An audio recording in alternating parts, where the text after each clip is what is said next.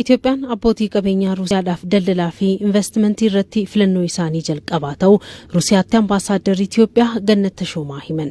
Itoophiyaa fi Ruusiyaan walitti dhufeenya waggoottan 128 lakkoofsiseera kan jedhan ambaasaaddarichi kanaanis dameelee gama barnootaa fayyaa fi dhimmoota hawaasummaa biroon waliin hojjechaa jiraachuudha kan eeran. Tibbana waggaa 80ffaa injifannoo Ruusiyaa kabajamuu irratti pireezidaant Taayyaa Asqasillaaseen hirmaachuun isaanii walitti dhufeenya seena qabeessa Itiyoo Ruusiyaa cimsuun walitti dhufeenya gama maraa biyyattii kan cimsu ta'uudha kan eeran.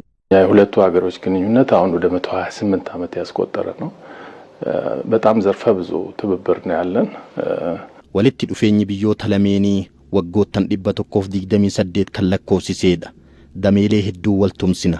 Fakkeenyaaf gama damee fayyaa yoo ilaalle hospitaalli Baalchaa deeggarsa Ruusiyaanotaan kan hundeeffame yeroo dhihoo asitti deeggarsi gama laaboraatooriin taasifamaa jira. Walumaa galatti damee fayyaatiin qorannoo fi waliin hojjechuutiin damichaan wal tumsuuf gama keenya lameeniin fedhiin jira. Gama barnootaatiin walitti dhufeenya waggoottan dheeraa lakkoofsiseedha. Lammiileen hedduun carraa barnootaa argataniiru. Biyyi keenyas damee barnootaan carraa kanaan fayyadamoodha. Dameeleen hedduun kan waliin hojjannu jiru. Fakkeenya gama damee saayinsii hawaa fi teknooloojiin kanneen biroo wal deeggaruu dandeenya.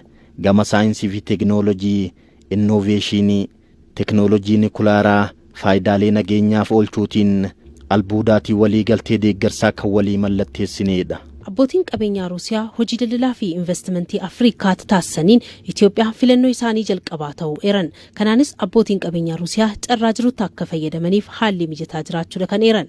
ሩሲያ ባለሀብቶች አፍሪካን በተለይ ኢትዮጵያን እንደ አንድ ኢንቨስትመንት መዳረሻ abbootiin qabeenya Raashiyaa Itoophiyaa iddoo ga'umsa investimentii yeroo ilaalan ni mul'ata. Carraawwan jiran sirriitti fayyadamuun deemanii akka investi taasisan carraaqqii taasisaa jirra. Damee daldalaatiin gabaabuna addunyaatiin fedhiin dabalaa waan jiruuf kubbaaniyaan Raashiyaa kallattiidhaan buna bituu eegalaniiru. Kun immoo guddina tokkoodha. Carraaqqii kanneen guddisuun biyyoota lameen gidduutti walitti dhufeenya daldalaa fi investimentii caalatti cimsuuf Ruusiyaan waltajjiiwwan dippiloomaasii idil addunyaatti Itoophiyaa deeggaruun walitti dhufeenya cimaa akka itti fufuu taasisuus himan. በዚህ በብሪክስ አባልነት ሂደት ላይ ሩሲያ ከፍተኛ ድጋፍ ነው ያደረገችው ለሀገራችን። adeemsa miseensa BRICS ta'uutiin Raashiyaan biyya keenyaaf deeggarsa olaanaa taasisteerti. Sana boodas akka lakkoofsa faranjootaa 2024tti biyyi keenya eega miseensa BRICS taateen boodas imaammata jiruun akka wal bartu Raashiyaan deeggarsa taasistee jirti. Dabalataanis miseensa New Development Baankii akka taatuuf Raashiyaan shoora ishee bahatteetti.